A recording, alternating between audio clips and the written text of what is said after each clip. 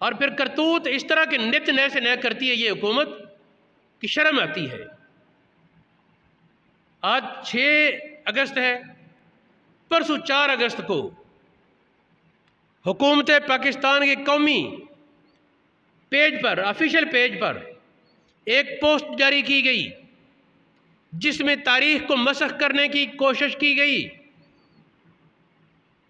उसमें बाकायदा ये पाकिस्तान बनने के दौर का एक था कादियानी वजीर जिसका नाम था सर जफरुल्लाह। ये 1953 की जो जंग, जो तहरीक थी ख़त्म नबूवत की, जिसमें हज़ारों लोगों को शहीद किया गया और जुल्म के बहुत ज़्यादा अजीबो गरीब पहाड़ तोड़े गए, लेकिन आशिकाने रसूल भी हटने वाले नहीं थे। बहुत से उलमा को फांसियाँ और कत्ल की सजाएं दी गईं। वो सारी तारीख इस जफरुल्लाह को हटाने के लिए थी। अवाम का मुतालबा था कि ये गद्दार है, इसको हटाया जाए। ये जिस दिन मोहम्मद अली जिन्ना कैद आज़म फौत हुए, जनाजा हो रहा था, दीवार के दूसरी जानब ये जफरुल्लाह मौजूद था। इसे किसी ने कहा जनाजा नहीं पढ़ते? उसने कहा नहीं। क्यों नहीं पढ़ते? उसने कहा यूं समझ लो कि एक गैर मुस्लिम का जनाजा मुस्लिम नहीं पढ़ेगा, या यूं समझ लो कि मुसलमान का जनाजा एक गैर मुस्लिम नहीं पढ़ेगा। यानी अगर मोहम्मद अली जिन्ना मुसलमान है तो मैं काफिर हूं, और अगर मैं मुसलमान हूं तो वो काफिर है। ये कादियानी था, लेकिन ये लोग वजीर उसको बना दिया था और फिर हुकूमत डट गई हटाना नहीं। इस पर बहुत सारे कत्ल हुए। अब्दुल सत्तार खान नियाजी और खलील अहमद कादरी लाहौर वाले, इनको बाकायदा सजाए मौत का, फांसी का ऐलान हुआ। और इस तरह बहुत से लोग। वो अलग बात है कि अल्लाह रब्बुल आलमीन ने कोई सबब पैदा कर दिए और ये मजबूत इक़्तिदार वालों को मजबूर होना पड़ा।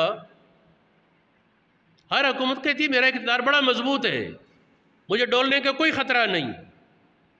इक़्तिदार असल में एक नशा है, जिस तरह शराब का नशा होता है। जो नशे में होता है उसे होश नहीं होती। ये नशे में बस जो मुंह में आए बोलते चले जाते हैं। एक फ़िरौन भी था ना जिसने कहा ना रब्बुकुमुल आला, रूबियत का ऐलान कर डाला था।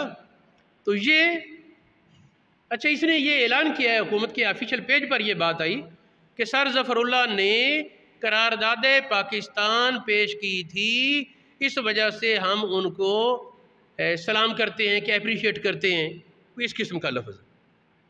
हालांकि करारदाद पाकिस्तान पेश करना, ये 100 लोग बैठे थे, 100 लोग बैठे थे, और ये जफरुल्लाह अगरचे बुलाया हुआ था लेकिन ये छुपता रहा पीछे पीछे कि मुझ पर मेरे करता धरता हिंदुस्तान वाले दूसरे लोग नाराज़ ना हो जाएं। आखिर में जब उसने देखा कि सबके इत्तेफाक रहे, ये पास तो हो रही है रेजोल्यूशन कि मुस्लिम अक्सरियती इलाके को अलग मुल्क बनाया जाए, उस वक़्त इसने कहा हाँ ठीक है। तो जो 100 में आखिर में टपका उसको कह देना कि उसी ने ये बिना रखी बनी है वो इस नज़रिए का, ये बहुत बड़ा झूठ और बहुत बड़ी खियानत है। सिर्फ चंद कादियानियों को खुश करने के लिए तारीख को इस तरह मसख करना। भाई इसके बानी तो मोहम्मद अली जिन्ना थे। आपके तजवीज़ आपके पास करने पर फिर वो फजल हक बंगाली गालबन थे, उन्होंने ये पेश की थी करारदाद बाकायदा। तो ये बाकायदा बहुत सारा टीम वर्क था, और उसमें अगर बानी कहा जा सकता है तो मोहम्मद अली जिन्ना कैद आज़म को कहा जा सकता है, ये जफरुल्लाह खबीस को नहीं कहा जा सकता। ये सरासर एक झूठ और एक खयानत है। समझ नहीं आती इमरान खान और इसके साथियों को क्या बीमारी पड़ी है, रोज़ नए दिन कोई नया फितरा ही खड़ा करते हैं। अब सोचने की बात है कि क्या ज़रूरत पड़ी है इन्हें अब एक कादियानी को उसकी तारीफ़ करने की सरकारी ऑफिशियल पेज पर। वो आदमी जो कैद आज़म के जनाजे के बारे मसलत का शिकार नहीं हुआ, वो कितना ज़िद्दी था ये तो आप समझ ही रहे हैं। जिस दौर में पाकिस्तान बना है 1947 में, 16 मई 1947 के अखबार, 16 मई 1947 कादियानियों का कौमी अखबार था अल फजल नाम के अखबार में मिर्ज़ा ग़ुलाम अहमद कादियानी के बेटे बशीरुद्दीन, जो उस वक़्त उस जमात का सरबराह था, उसका बाकायदा इंटरव्यू शाये हुआ, बयान शाये हुआ कि हमने बातिल नाखास्ता हिंदुस्तान की तकसीम कबूल की है और हम समझते हैं कि पाकिस्तान नहीं रहेगा, दोबारा अखंड भारत कायम होगा। तो जिस कौम के लीडर और सरबराह की ये सोच है, ये कैसे माना जाए कि उसका एक वर्कर वो पाकिस्तान बनाने की वो करारदाद पेश करेगा। और कादियानियों के यहाँ इतना सख्त निज़ाम है कि अगर उनका कोई वर्कर जमात के नज़रिए से हटकर बात करे तो उसकी सज़ा कत्ल है। कत्ल न कर सकें किसी वजह से तो फ़ौरन उसका खुरूज लगा देते, उस जमात का रुकन नहीं रहा। तो ये कैसे हो सकता है? 1947 में बशीरुद्दीन का ये बयान आता है।